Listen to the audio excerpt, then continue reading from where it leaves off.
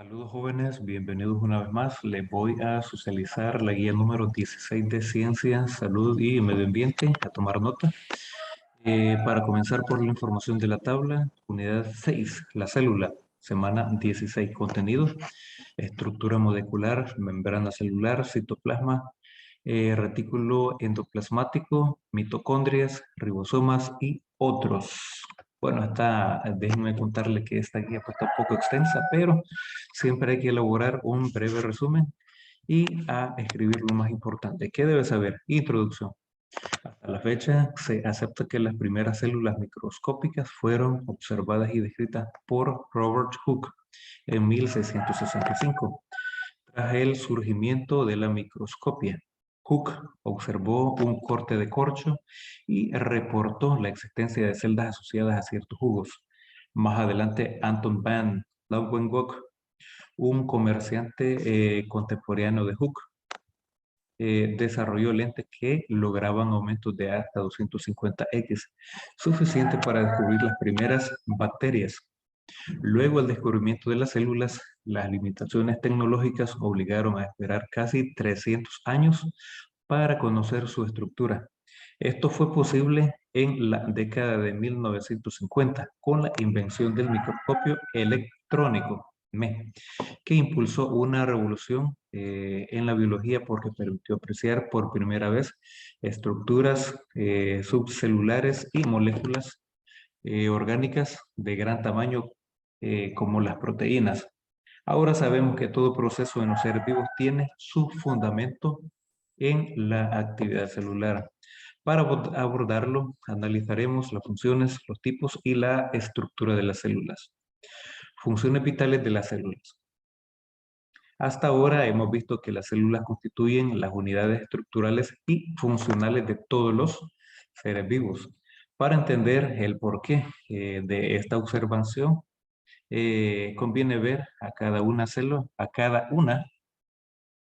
o ver cada una de las células como uno de los sistemas capaz de efectuar todas las funciones vitales, el cual está altamente organizado y se delimita por la membrana celular o citoplasmática. Figura número 1, pues ahí que es lo que podemos observar, pues que estas son las células al microscopio.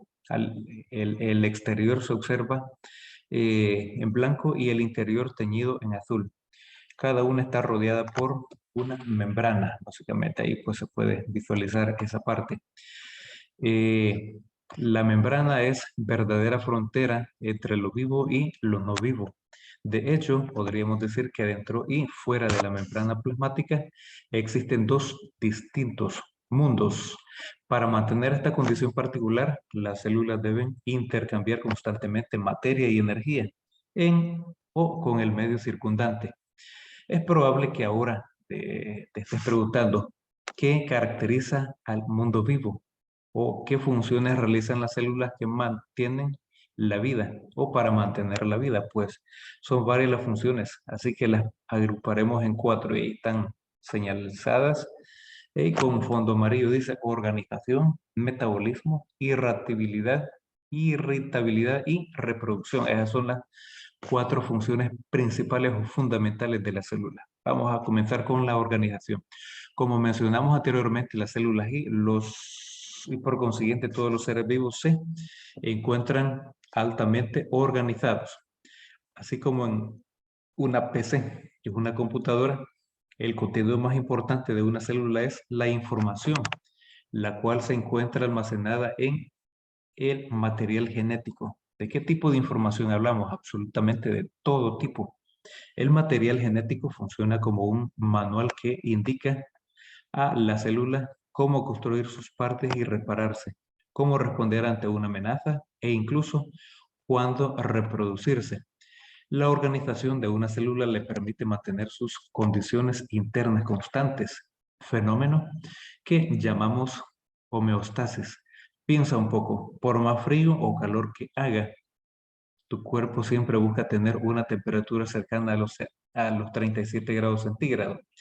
La organización también que le permite cumplir todas las demás funciones. Por ejemplo, cuando una célula nerviosa pierde su estructura, no puede transmitir impulsos eléctricos y almacenar información. Algo parecido ocurre con la enfermedad de Alzheimer. Asimismo, la organización de información le permite llevar la cuenta del tiempo de forma muy precisa. Por ejemplo, ¿has notado que siempre te da sueño, hambre o te despiertas a la misma hora? Tampoco es usual ver a un niño con barba o a una niña cubierta de canas. Esto es así porque las células del mentón, del cuero cabelludo y de todo tu cuerpo saben cuántos años tienes y en qué momento del día estás. Luego vamos con la siguiente, que es el metabolismo. Recuerda que para mantener su organización y efectuar cualquier actividad, las células requieren energía y materiales constitutivos. También todas las actividades celulares se efectúan a través de reacciones químicas. El conjunto de reacciones y procesos o físico-químicos se realizan o que realizan los seres vivos se denominan metabolismo. Las células poseen mecanismos metabólicos que les permiten obtener energía y transformarla según las necesidades y funciones. Las reacciones que dejan energía inmediatamente disponible a las células se denominan catabólicas. Por el contrario, las que consumen energía se llaman anabólicas. Por lo regular, las reacciones involucradas en el descomponer, romper sustancias son catabólicas, como en el caso de la respiración celular, y las que sintetizan sustancias, como la fotosíntesis, son catabólicas.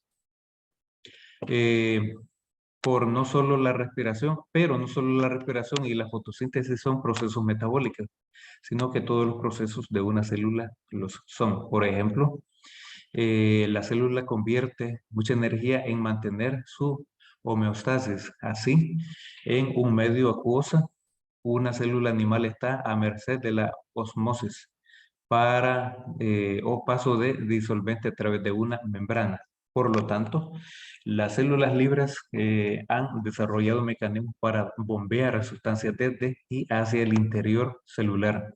No ocurre lo mismo con las células sanguíneas humanas, pues estas adoptadas o están adaptadas a un medio que no les supone estrés por osmeosis. Y ahí tenemos la figura número 2, que es el efecto de osmeosis en células sanguíneas en diferentes soluciones. En el caso de los materiales constitutivos, una de las sustancias indispensables es el carbono. De hecho, las células y los seres vivos pueden clasificarse por su fuente de carbono constitutivo en autótrofos y heterótrofos. Los organismos autótrofos obtienen el carbono de una fuente inorgánica, lo cual es muy difícil. Para esta hazaña necesitan una fuente de energía adicional, que típicamente es la radiación solar. Así es, estamos hablando de la fotosíntesis. Por otro lado, los organismos heterótrofos obtienen su carbono de una fuente orgánica, como los alimentos. Por esta razón, el proceso equivalente a la fotosíntesis en los animales no es la respiración, sino tal vez la digestión. Las plantas y todos los seres vivos hacen respiración celular, pero tenemos irritabilidad. Se llama así a la capacidad de responder a estímulos externos, lo que permite a las células reaccionar de forma apropiada. Los estímulos externos pueden ser por cambios físicos, luz, calor, químicos, sustancias extrañas y mecánicos, vibraciones. Una célula puede moverse para acercarse o alejarse según el estímulo le resulte favorable o perjudicial. Pero como toda función vital es aplicable a todo tipo de células. Por ejemplo, los músculos responden a señales eléctricas del sistema nervioso y tu cuerpo se da cuenta que está siendo atacado por un virus, ya que las primeras células están o entran en contacto con él, lo informan a los demás mediante señales químicas. En la figura número 3 pues, podemos visualizar pues, el esquema del funcionamiento del sistema de relación celular. Ahí tenemos célula en estado de reposo, recepción de estímulo, mensajero intracelular y el cambio de estado. Reproducción. Los seres vivos se reproducen gracias a que las células pueden reproducir copias de sí mismas o combinarse para formar otra nueva. Es decir, las células se reproducen y esta propiedad es extensible a todos los seres vivos. El caso más conocido de reproducción en células es la división celular. La importancia de ambos procesos es asegurar la continuidad de la vida y perpetuar la especie. Ahí está marcado porque es muy fundamental. Además, para los organismos multicelulares, la división permite reponer células faltantes o deterioradas, bien sea por alguna lesión o porque han muerto. Como se mencionó anteriormente, en ciertos tipos de división, como la fisión binaria en procariotas o la meiosis, se producen células iguales a su predecesora. También divisiones como los meiosis permiten producir células con diferente identidad genética. Al cambiar la información genética, se entiende que las células resultantes son diferentes a sus predecesoras. Y tenemos ahí, para muestra de ello, pues la figura número 4, ciclo de la vida de una célula normal. Luego tenemos células procariotas y eucariotas. La vida ha seguido dos estrategias completamente diferentes, lo que ha producido dos tipos fundamentales de células, procariotas y eucariotas. Las diferencias entre ambas son diversas, pero las anatómicas son notorias. La célula eucariota posee diversos comportamientos membranosos. Uno de ellos es el núcleo, donde se resguarda el material genético. En cambio, la procariota no posee comportamientos notorios y el material genético se mantiene en el citoplasma. A continuación, profundizaremos más en la anatomía de las células procariotas. Las procariotas del griego pro antes a kirion, el núcleo, son células pequeñas y de estructura sencilla. Su principal característica anatómica, como lo expresa la etimología, es carecer de estructura nuclear, por lo que el contenido del núcleo está diseminado en el interior. También se denominan procariotas o procariontes a los organismos conformados por este tipo de células. Todos ellos son unicelulares y, exceptuando dos especies, todos los microscópicos. Como representantes de los procariotas están las arqueobacterias, las bacterias y las algas verde azuladas, también llamadas cianobacterias. Estructura, células procariotas.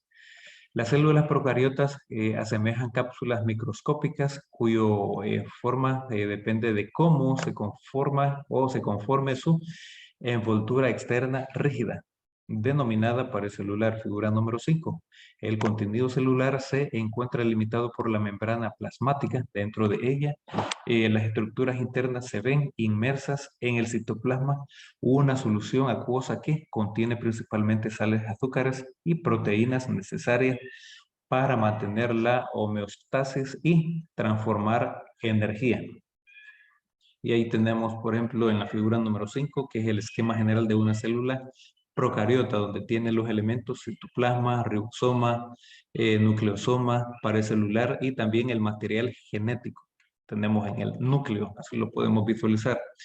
Desde la región interna citoplasmática hacia la externa de la pared celular, los elementos que forman una célula son región nuclear, ahí tenemos pues que se puede encontrar también el ácido desoxirribonucleico, que es el ADN.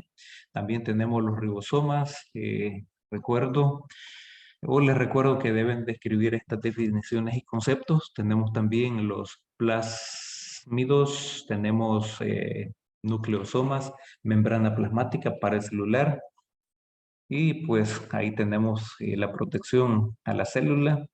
Tenemos en la figura número 6 la micrografía de una microplasmas.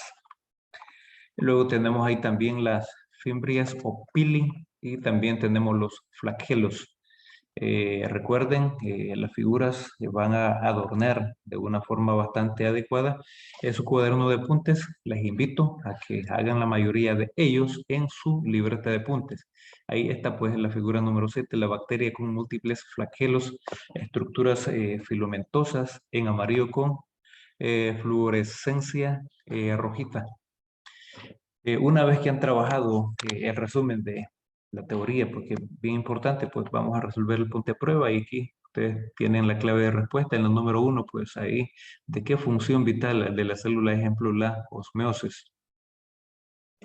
Pues literal A, metabolismo. En la número 2, debido a qué se clasifican las células en procariotas y eucariotas, pues a la complejidad de las estructuras subcelulares. Y en la número 3, ahí tenemos la pregunta y pues de la A, B, C y D son las que complementan mejor esa respuesta. Luego tenemos el resuelve. Recuerden, solamente van a ir escribiendo los subtítulos. En este caso, pues resuelve experimento de osmosis. Lean bien, digamos, lo que se necesita, los materiales, el desarrollo experimental. No le voy a dar lectura tanto a eso porque es bastante extenso, pero en tu cuaderno aparece ya la pregunta. En tu cuaderno dice, realiza un cálculo de la variación de volumen de cada uno de los botes que contenían los huevos. Para ello, puede utilizar la fórmula del volumen de un cilindro. Volumen es igual a radio por pi por radio cuadrado por altura, donde h es la distancia entre la marca de plumón y el nivel de agua después de 24 a 48 horas. ¿Cuánto es la variación de volumen? Y ahí tenemos la respuesta sugerida. Número 1, el nivel de agua en el frasco con agua pura disminuyó 50 centímetros. Y número 2, el nivel del agua en el frasco con agua y sal disminuyó 25 centímetros. Y entonces ahí para llegar a la conclusión, pues en el volumen 1 podríamos decir que vamos a multiplicar pi por 4 centímetros al cuadrado por 50 centímetros y todo nos va a dar como resultado 25.13 centímetros cúbicos. Luego tenemos pi por 4 centímetros cuadrados por 0.25 centímetros. Vamos a tener un resultado de 12.56 centímetros cúbicos. Una variación de volumen de 12.56 para el frasco con agua y sal y un volumen de 25.13 centímetros cúbicos para el frasco con agua pero sin sal. Luego en la número 2 dice, describe el aspecto de los huevos y de la zanahoria después del experimento. Pues el huevo se hace flexible y la zanahoria se hinchó en el agua normal, pero se redujo o redujo de tamaño el agua que contiene sal. ¿Por qué se han introducido los huevos en el vinagre antes de la práctica? Y ahí tenemos la respuesta sugerida. El ácido acético del vinagre reacciona con el carbonato cálcico de la cáscara del huevo, produciendo dióxido de carbono. Con la cantidad de vinagre suficiente desaparece toda la cáscara del huevo. La ósmosis explica el aumento de tamaño, pues el agua contenida en el vinagre entre el interior del huevo por la membrana semipermeable que lo cubre. Y en la número 4 dice 3 funciones vitales de las células son nutrición, relación y reproducción. La primera que aparecía pues ahí en el texto es la organización. Pues, básicamente son 4 las características o las funciones principales.